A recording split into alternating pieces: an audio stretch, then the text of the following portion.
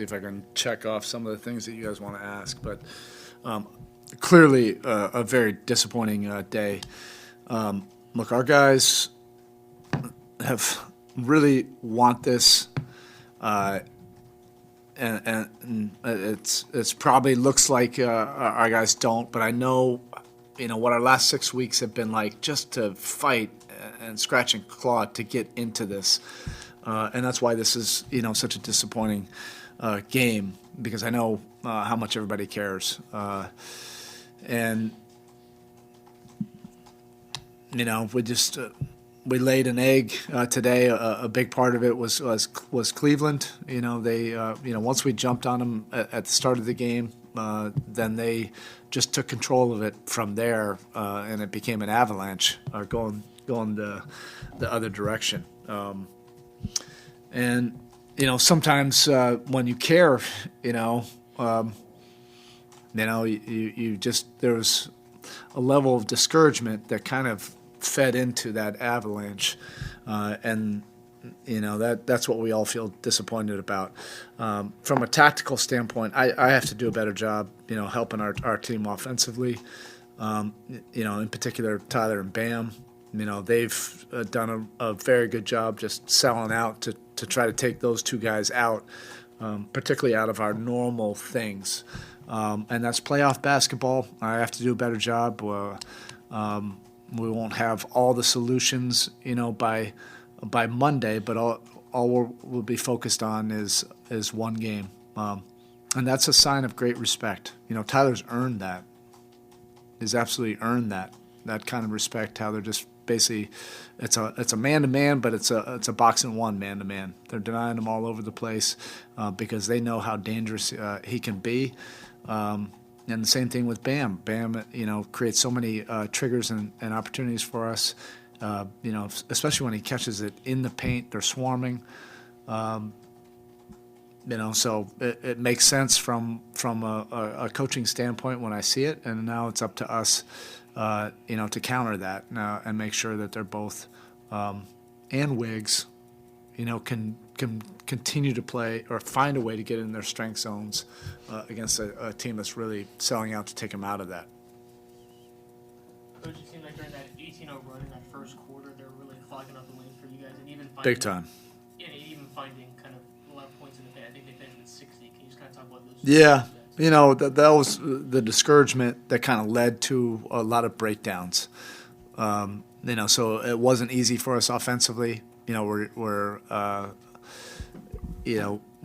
been, rightly so, become reliant on Tyler creating a lot of offense, for us, and they kind of took him out of his normal stuff, with the face guarding and denying, and that led to some of the discouragement where our defense has been really good of late, and tonight it was tough to recognize our defense, and I think that was from the discouragement of our offense not really flowing the way we're accustomed to it doing. That's why I have to do a better job. And that was a very good job on their part.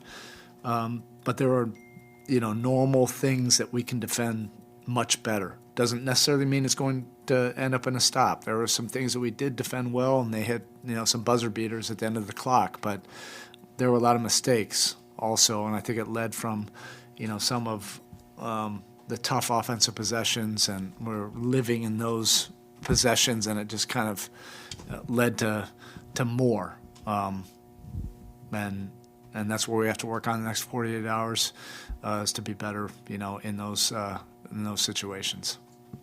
Speaking of that face guarding they're doing with Tyler, you had that success in Game 2, getting him off the ball and creating opportunities for him there. What changed from Game 2 to Game 3 in that area? They just sold out even more. There has to be more team recognition with it. It's not the first time we've seen it, but they do it well. And they have two bigs that also can protect, extremely well.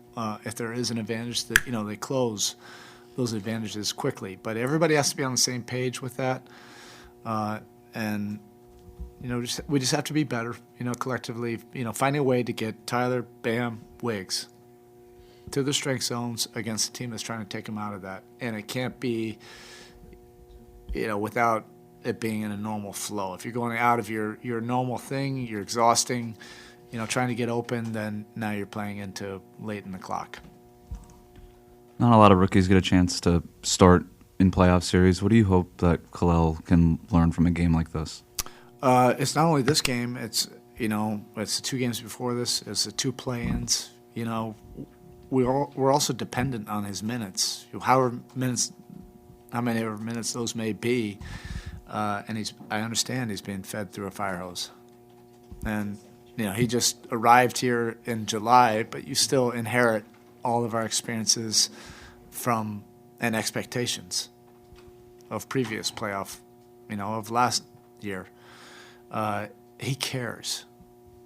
We're coaching him hard, and I feel for him because there's an expectation that he has to be there like a vet.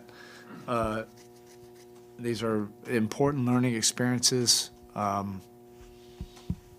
He's getting better from it because,